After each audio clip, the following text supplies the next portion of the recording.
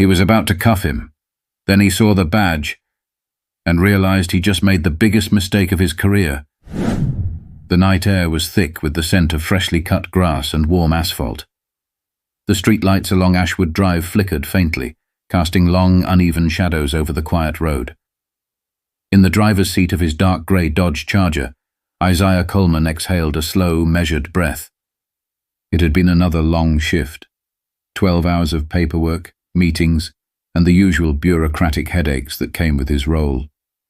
As Chief of Internal Affairs, he wasn't out on the streets chasing suspects anymore, but his work carried a different kind of weight. Tonight, though, his mind wasn't on work. He was just 3 blocks from home, thinking about the cold beer waiting in his fridge and the jazz playlist he'd queued up for the night. Then came the flashing red and blue lights. Isaiah glanced in the rearview mirror. Patrol car. No sirens, just lights. His grip on the steering wheel tightened for half a second before he forced himself to relax. This wasn't new. It had happened before, too many times. He had the look, the build, the skin that made people second-guess whether he belonged in certain neighborhoods, even though he owned a house right down the street. He slowed the car, signaled, and pulled onto the curb. Hands on the wheel, window down, interior lights on. Standard procedure. A tall, broad-shouldered officer stepped out of the patrol car, his silhouette stark against the glow of the headlights. Officer Bradley Carter. Mid-30s, square jaw, clean cut. The type who looked like he spent more time in the gym than reading policy manuals. Isaiah didn't recognize him, but judging by his posture, the squared shoulders, the hand already hovering near his holster, Carter had already decided how this encounter was going to go. The officer approached the window, scanning the car's interior like he expected to find something illegal. License and registration. No greeting, no explanation, just straight to demands. Isaiah kept his hands visible. Can I ask why I'm being stopped? His voice was calm, measured. Carter's eyes narrowed. License and registration. Now. Isaiah didn't move. He could feel it, that shift in the air. That moment where patience and protocol started to bend under the weight of ego. Sir, Isaiah tried again, his voice steady. I'll give you my information, but I'd like to know why you pulled me over first. Carter's jaw flexed. He didn't like that. You're in an area that's had a string of car break-ins, and you don't look familiar. There it was. Isaiah glanced at the house just 3 doors down, the one he'd lived in for almost 8 years. He knew every neighbor on this street. He had mowed their lawns, attended their barbecues, waved to them on his morning jogs. But to this cop, he was just another unknown black man in the wrong place at the wrong time. Carter took a step closer, resting a hand on the car door. I need you to step out of the vehicle. Isaiah inhaled through his nose. He had a choice. He could comply, let the man have his moment of power, and de-escalate the situation. Or he could push back. He glanced down at his badge, tucked neatly inside his wallet. Not yet. Officer, with all due respect, I live 3 houses down. My ID will show that. Carter scoffed, shaking his head like he had just heard the oldest excuse in the book. You live here, huh? He leaned down, eyes locked on Isaiah's. Then you won't mind stepping out, just so we can clear this up. Isaiah clenched his jaw. He knew this game. He had investigated hundreds of cases like this.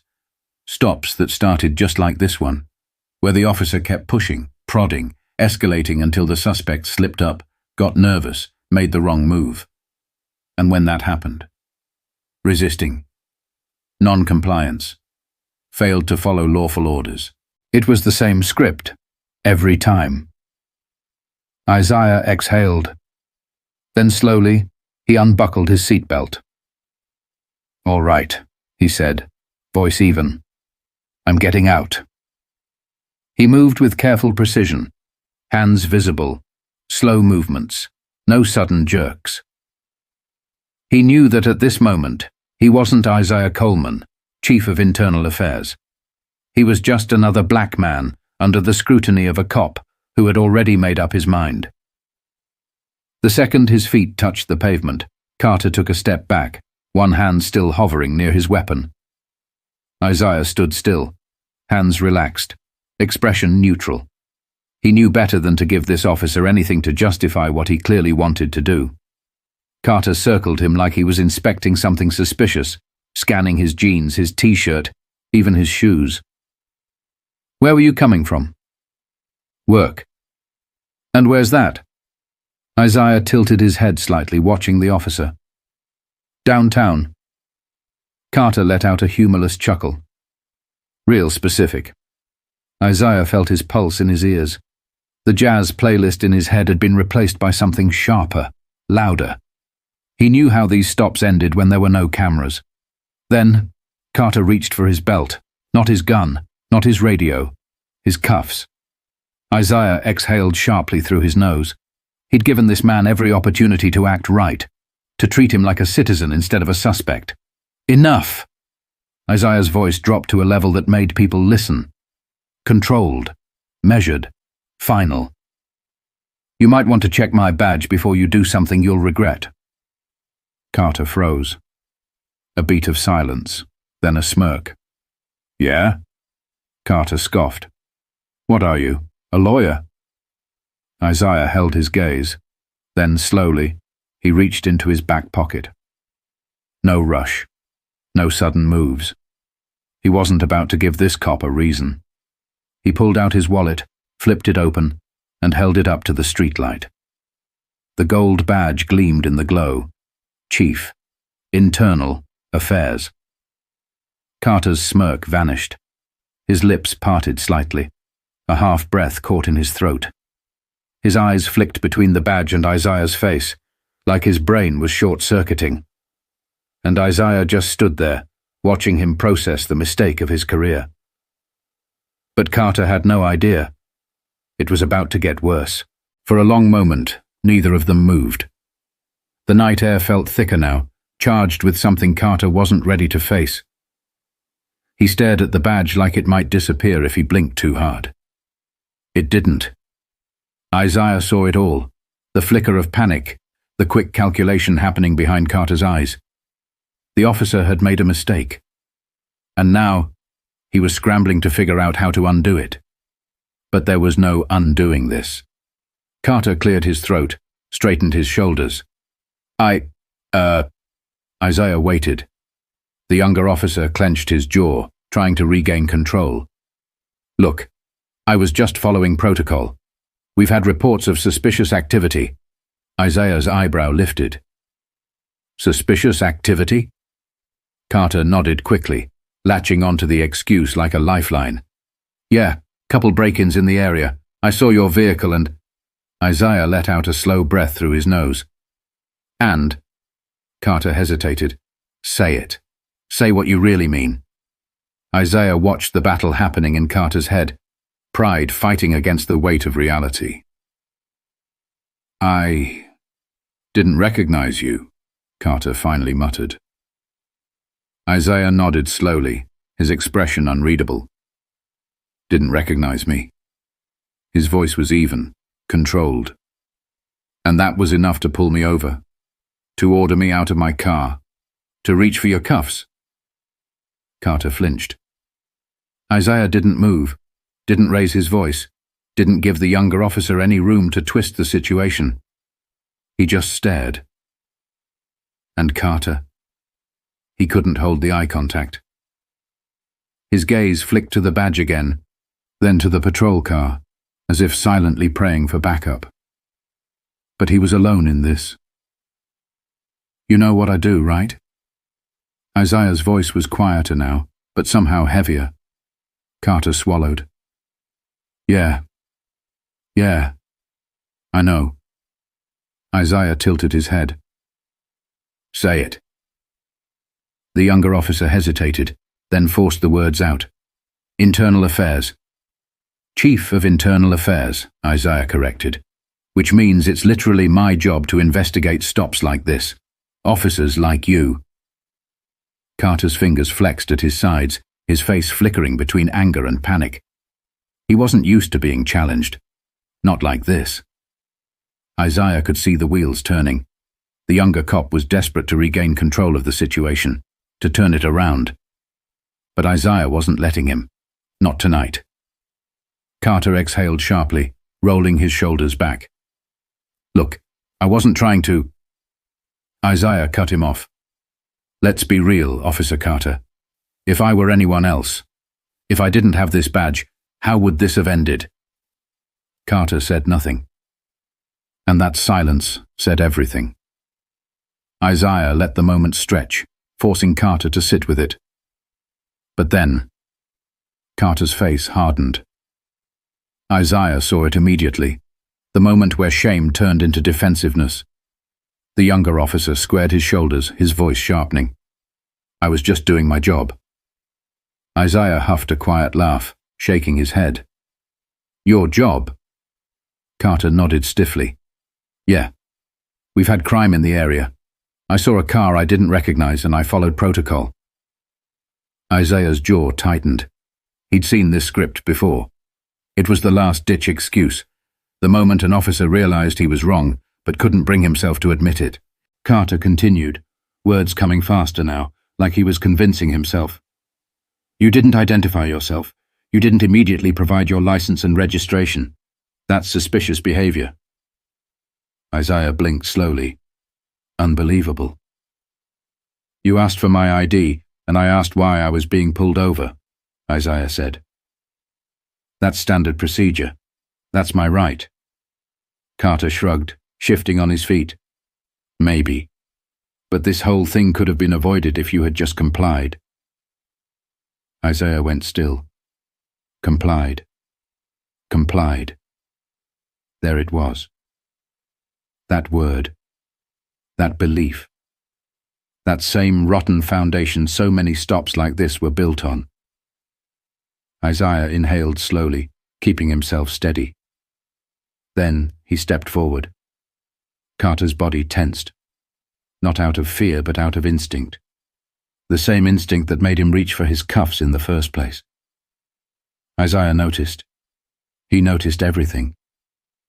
He leaned in just slightly, voice dropping to something low and sharp. "So let's get this straight," Isaiah said. "You pulled me over for looking out of place. You ordered me out of my car because I asked a question. You searched me because you didn't like how I responded. And now you're standing here telling me this is my fault because I didn't immediately roll over for you." Carter flushed red. For a second he looked like he might argue. Then his mouth snapped shut. Isaiah let the silence stretch. He could see it. Carter was unraveling. But Isaiah wasn't done. Not yet. "You want to talk about compliance?" Isaiah continued, his voice like steel wrapped in velvet. "Tell me something, Officer Carter. What happens when you don't comply?" Carter frowned. "What?" Isaiah tilted his head slightly. "If I had given you an unlawful order, and you refused to comply, what would happen to you?" Carter hesitated.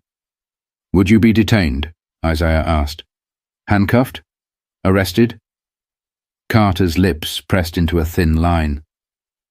Isaiah held his gaze, voice soft but unrelenting. "Or would you be given the benefit of the doubt?" Silence. Carter's jaw locked. He had no answer. Isaiah nodded slowly. "That's what I thought." But Carter wasn't the only one feeling the weight of this moment. Isaiah had been in this exact position before. Too many times. The only difference? Tonight, he had a badge that outranked Carter's. But what about tomorrow? What about the next guy who didn't have the title, the leverage, the shield of authority? Isaiah had spent his whole career investigating cops like Carter, writing reports, filing complaints. But reports didn't change mindsets. Carter wouldn't walk away from this thinking about policy violations. But maybe, just maybe, he'd think about this conversation. Isaiah sighed through his nose, rubbing a hand over his face. The exhaustion from his shift was creeping back in. But this moment, this drained him more than the entire day combined. He looked back at Carter, who still hadn't moved. And Isaiah knew this wasn't over. Not yet. But the next move. That was his to make. For the first time since the stop began, Officer Carter looked uncertain.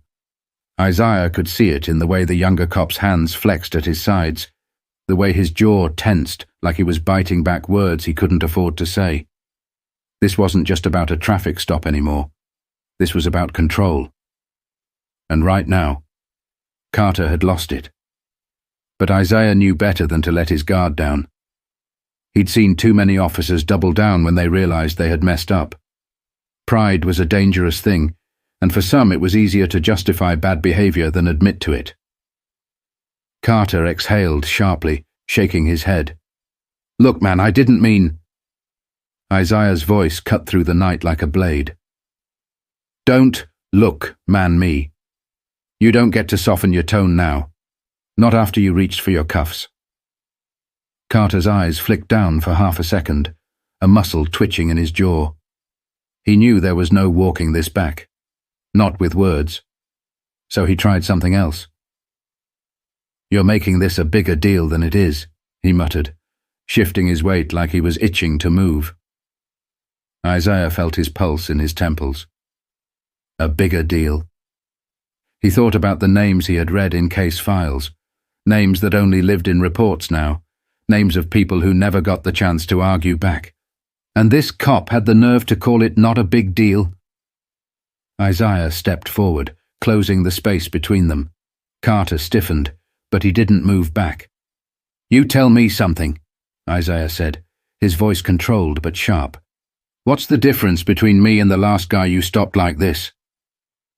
Carter blinked. "What?" Isaiah gestured to himself. "Me. Right now. Standing here. What's the only thing that kept this stop from going south?" Carter knew the answer. That much was obvious, but he didn't want to say it. Isaiah waited. Carter's throat bobbed, his mouth opening slightly before he caught himself. Isaiah tilted his head, pressing.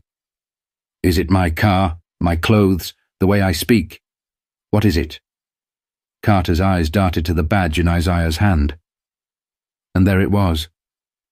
Isaiah nodded slowly. "Yeah, that's what I thought." Carter's lips parted slightly, like he wanted to argue, but what could he say? The proof was standing right in front of him. Isaiah sighed through his nose. "I need you to understand something, Officer Carter," he said, voice low but firm. "That badge saved me tonight. Not my actions, not my rights, not the fact that I live on this street. The badge. That's it." Carter's mouth pressed into a thin line. He knew it was true. He just wasn't ready to admit it. Isaiah let the weight of the moment sink in. Then, finally, he pulled his wallet back and slid his badge inside. The movement made Carter flinch. Isaiah caught it immediately, the way Carter's fingers twitched like they might reach for his belt again. Even now, even after everything, Carter's instinct was to react. Isaiah clenched his teeth. That was the real problem, wasn't it? It wasn't just this stop. It was the instinct, the muscle memory. For Carter, and too many others like him, men like Isaiah weren't just people. They were threats first, humans second. And that was lethal. Isaiah took a step back, inhaling deeply, trying to decide what came next. He could let this slide, could let Carter walk away without consequences, let him convince himself that this was just a misunderstanding. But Isaiah didn't believe in misunderstandings, not when it came to patterns of behavior. And Carter, this wasn't his first time. Isaiah had seen his name before, written in complaints, buried in reports that never went anywhere. He just hadn't connected the face to the name until now. Now he had the chance to make sure this stopped here. Isaiah squared his shoulders. Give me your badge number." Carter's breath hitched. "What?" Isaiah didn't repeat himself. He didn't need to. The younger officer hesitated. Then, for the first time tonight, his expression flickered into something close to fear. Because now it was real. The stop, the profiling, the escalation. It was all going on record. Carter swallowed hard. "Come on, man. You don't have to do that." Isaiah gave a humorless chuckle. "No. You sure about that?" Carter was quiet. Isaiah didn't blink, didn't break eye contact, didn't let him breathe. "Badge number." "Now." Carter exhaled sharply, shifting his weight. "Look, I made a mistake, all right? I get it. I do." Isaiah's stare was unrelenting. "Badge number." Carter sighed, eyes flicking toward his patrol car. Then, reluctantly, he mumbled the numbers under his breath. Isaiah pulled out his phone, typed them in, saved them, committed them to memory. Carter's Adam's apple bobbed. He was pissed now, but not at himself. He was pissed that he had to answer for it. Isaiah slid his phone back into his pocket. "We'll be having a conversation at headquarters." Carter's jaw tightened. That hit him where it hurt. Isaiah didn't wait for a response, didn't give Carter the chance to make it worse. He stepped toward his car, opened the door, and slid inside. The engine hummed to life, headlights cutting through the night. Carter stood there, stiff, silent, unsure of what to do now that the power had shifted. Isaiah put the car in drive, but before he pulled away, he rolled the window down one last time. And when he spoke, his voice was steady, certain, final. "You were right about one thing, Officer Carter." Carter's eyes flicked toward him, still burning with frustration. Isaiah exhaled slowly. "You really didn't recognize me." Then he pulled off, leaving Carter standing there, alone, exposed, and face to face with a truth he could no longer ignore. But for Carter, this wasn't over. Not by a long shot. Officer Bradley Carter stood there, unmoving, as the red glow of Isaiah's taillights disappeared into the night. His jaw clenched so tight it ached. His pulse hammered against his temples. His hands twitched, part frustration, part something else, something heavier. For the first time in his career, he wasn't in control. The power he always had in situations like these? Gone. Just gone. And the worst part? He knew he was in the wrong. Carter turned toward his patrol car, yanking open the door with a little too much force. He slid into the driver's seat, but he didn't start the engine. Instead, he sat there, staring at his own hands on the wheel. They weren't shaking. But they weren't steady either. He had spent years convincing himself that he was a good cop, that all the complaints, all the warnings, none of that applied to him. People didn't like getting pulled over. People didn't like getting questioned. People didn't like authority. That's what he had told himself. But tonight, he had nothing to hide behind. Because this time, the man he had profiled wasn't just some random guy. He was the chief of internal affairs. And Carter had walked straight into a fire he couldn't put out. He let out a slow breath, pressing his palms into his eyes. There was a moment back there, a moment he kept replaying over and over like a bad loop in his head. The second Isaiah had stepped forward, looked him in the eye. If I didn't have this badge, how would this have ended? Carter had no answer. That's what was messing with him the most. Because deep down he knew the answer, and it made him sick. He would have cuffed him, maybe worse. And the worst part, he wouldn't have thought twice about it. Carter inhaled sharply and gripped the steering wheel until his knuckles turned white. He had spent years believing he was different, that he wasn't like the ones who made the news. But was he? He squeezed his eyes shut. This wasn't just about Isaiah Coleman. This wasn't about one bad stop, one bad judgment call. It was about all the others, all the faces, all the names, all the times he had done this and walked away without a second thought. But tonight, he couldn't walk away. Because now, it was real. Now, it had a face, a name, a consequence. Carter exhaled sharply and finally turned the key in the ignition. The patrol car rumbled to life, but it didn't feel the same. His uniform felt tighter. His badge felt heavier. And for the first time, he wondered if he was ever going to be able to wear it the same way again. But this wasn't over. He knew that. Tomorrow, he would walk into the precinct and face the man who now had the power to end his career. Isaiah Coleman was waiting, and Carter had no idea how he was going to talk his way out of this one. The next morning, the precinct was quieter than usual. Or maybe that was just in Carter's head. He sat at his desk trying to focus on the paperwork in front of him, but the words blurred together. He had barely slept. His mind had been a constant loop of the night before. The flashing lights, the weight of the cuffs on his belt, the gleam of that badge. Chief of Internal Affairs. He had screwed up. And now, Isaiah Coleman was somewhere in this building, deciding his fate. Carter exhaled sharply, rubbing a hand down his face. He had been here before, called in for complaints, for questionable stops, for things that never went anywhere. But this time was different. A shadow passed his desk, and he looked up just in time to see Lieutenant Avery standing in the doorway of the captain's office.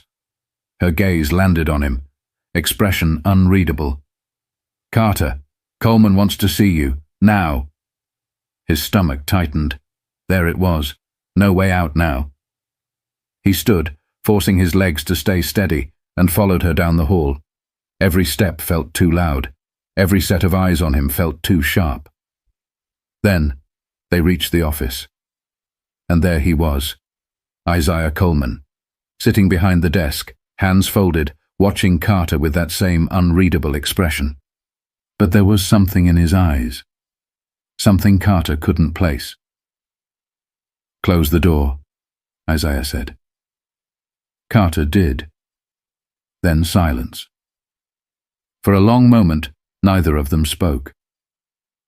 Isaiah leaned back in his chair, tapping a single finger against the desk.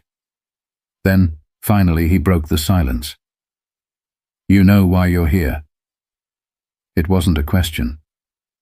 Carter swallowed. "Yes, sir." Isaiah studied him. "And?" Carter's jaw tightened. His pride fought against the words, the instinct to justify, to explain, to make it sound better than it was. But there was nothing to explain. So finally he forced the words out. "I was wrong." Isaiah's head tilted slightly. "Wrong about what?" Carter's throat felt tight.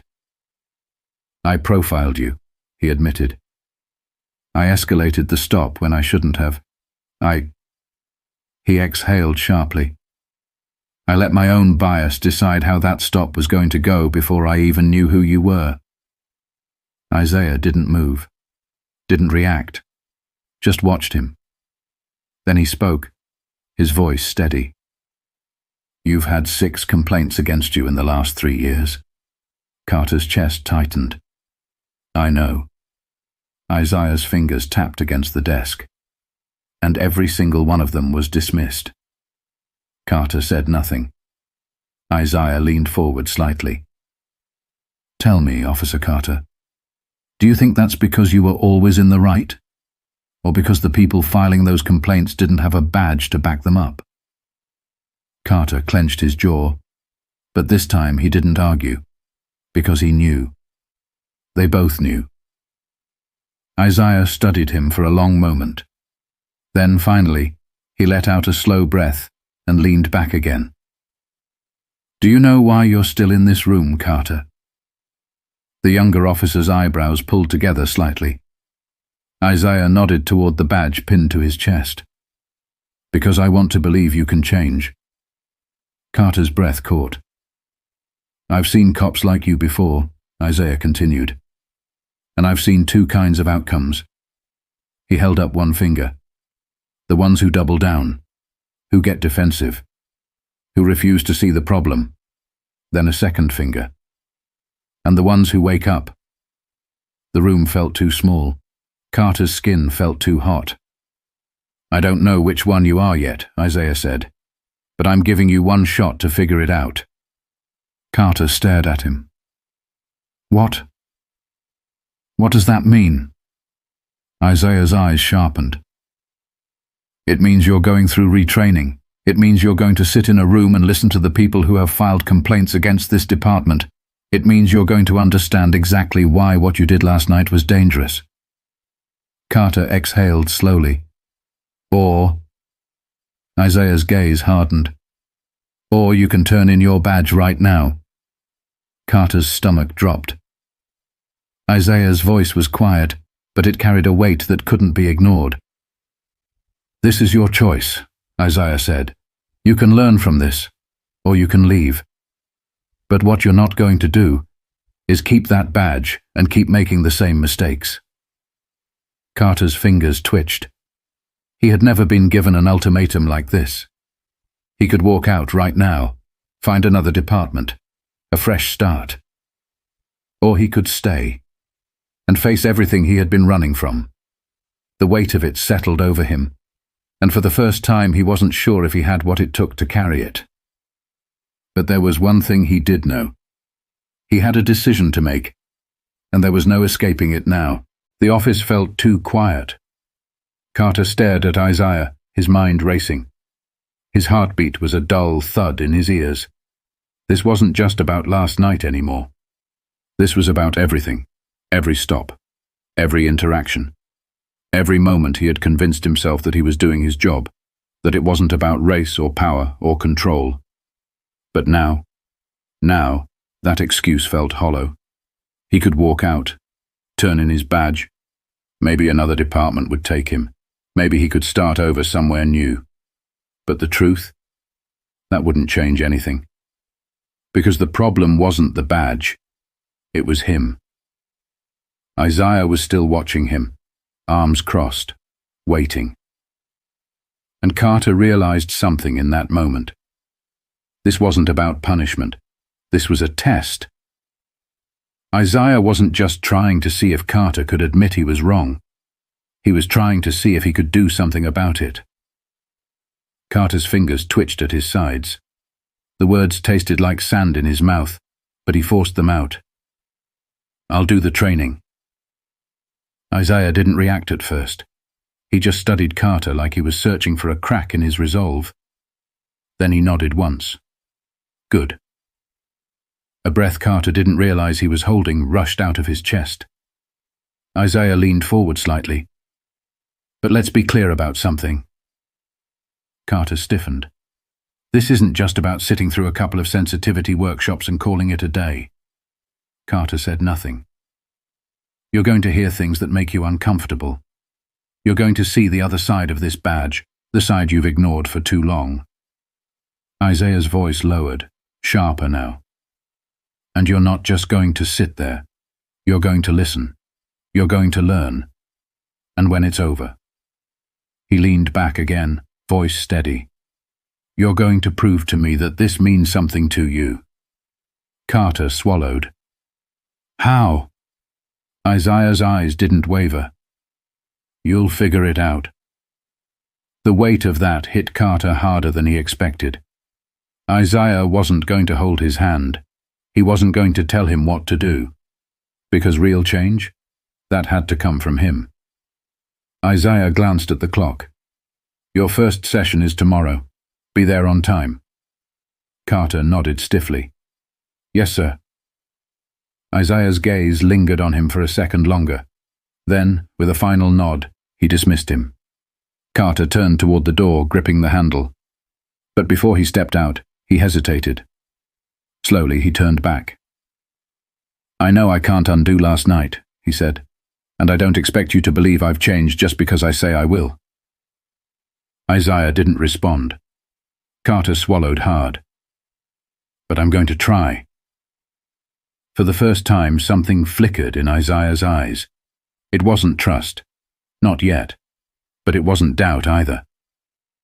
Carter nodded once, then stepped out into the hallway. The door clicked shut behind him. And for the first time in his career, he wasn't sure who he was anymore. A week passed. Then a month. Carter sat through every session. He listened. He learned. He forced himself to hear every story, every name, every reality he had ignored before. He stayed quiet. Not because he had nothing to say, but because for the first time he realized he didn't know enough to speak. It wasn't easy. He wanted to argue, to defend himself, to push back against the ugly truth of it all. But then he thought about Isaiah, and the way he had stood there that night, calm, controlled, but completely and undeniably in charge. Carter wanted to be that kind of cop, not the kind who needed a badge and a gun to feel powerful, but the kind who understood what real power was. One evening, as the sun set over the precinct parking lot, Carter saw Isaiah walking toward his car. For a second, he considered just letting him go. But then, against every instinct in his body, he called out, "Chief Coleman." Isaiah turned. Carter swallowed. He shifted on his feet.